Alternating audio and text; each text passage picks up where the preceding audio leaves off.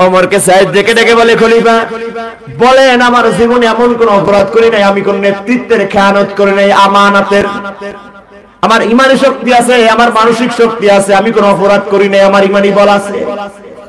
কি এমন অপরাধের কথা আমার জনগণ আপনার কাছে বলে দিয়েছে?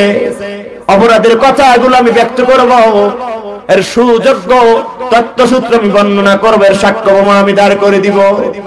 সাইদ বিন আমিরকে যখন প্রশ্ন করা হলো, ও সাইদ, প্রতিদিন সকালবেলা যখন তুমি অফিস টাইমে চলে যাও, অফিসের ভিতরে আমি দেখতে পাই জনগণ তোমার নামে যে মামলা করেছে ওই চিরকুটে লেখা আছে অফিস সময়ের 1 ঘন্টা, আধা ঘন্টা, 1.5 ঘন্টা সময় বিলম্ব করে, লেট করে, দেরি করে পরে অফিসে ঢুকে যাও।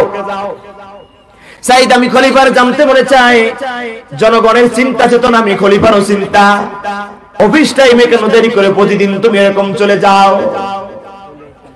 সাইদ বিন আমির চিৎকার দিয়ে ছোট্ট শিশুর ন্যায় কান্না শুরু হয়ে গেল। ডেকে ডেকে বলে, খলিফা, আমি সাইদ রাসূলুল্লাহ সাল্লাল্লাহু আলাইহি সাল্লামের সুন্নাহ পালন করি, সুন্নাহকে ফলো করি। ও খলিফা, আমি সাইদ হিমস দেশের গভর্নর হতে পারি, আমার ঘরে একটা কাজের মহিলা নাই, একটা কাজের লোক নাই। খলিফা রে, আমার অনেকগুলো ছেলে মেয়ে আছে, দেখাশোনা করা লাগে, আমার স্ত্রীর এবং আমার স্ত্রীর রান্না বান্নাও করা লাগে, কষ্ট হয়ে যায় সারাটা দিন সারাটা রাত আমার সংসারটা সামলানোর জন্য আমার বিবি। আমি আমার আল্লাহকে বড় ভয় করি, না জানি আমার বিবির উপরে জুলুম হয়ে যায়, কারণ সংসারকে দেখাশোনা করার দায়িত্ব শুধু স্ত্রীর নয়, স্বামীরও আছে। কথা কয় না? শুধুমাত্র সন্তানকে বড় করার দায়িত্ব স্বামীর নয়, স্ত্রীরও আছে। স্ত্রীর নয়, স্বামীরও। কোরআন শরীফে আল্লাহ বলছে, যখন সন্তান ভূমিষ্ঠ হয়, সন্তানকে দুধ খাওয়ানোর দায়িত্ব আল্লাহ স্বামীরে দিয়েছে, অর্থাৎ বাবাকে দিয়েছে না মাকে দিয়েছে? বাবাকে দিয়েছে। কারে? কথা কন। আল্লাহ বলছে তুমি দুধ পান করাও। কোন মা যদি ইচ্ছা করে তার শরীরকে ঠিক রাখার জন্য নয়, অসুস্থতার কারণে হোক, কোন মা যদি তার সন্তানকে দুধ না খাওয়ায়, কিয়ামতের দিন জবাব দিতে হবে না।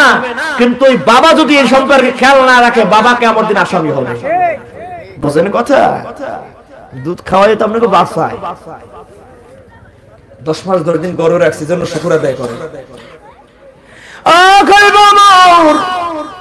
আমি হিমস দেশের গভর্নর হতে পারি, রাষ্ট্রপ্রধান হতে পারি, আমার কোন একটা কাজের মহিলা নাই, আমার ঘর ঝাড়ু দেওয়ার একটা লোক নাই, আমার মেয়ের, আমার মায়ের, আমার বাবার খেদমত করার কোনো মানুষ নাই, আমার স্ত্রী ছাড়া, আমার বিবি ছাড়া, আমার সন্তানদেরকে দেখভাল করে, আমার সন্তানদেরকে লালন পালন করে। আমি সাইদ মাঝে মাঝে চিন্তা করি, আমি যদি আমার বিবির উপরে জুলুম করি, আল্লাহর আদালতে আমি ক্ষমা পাবো না।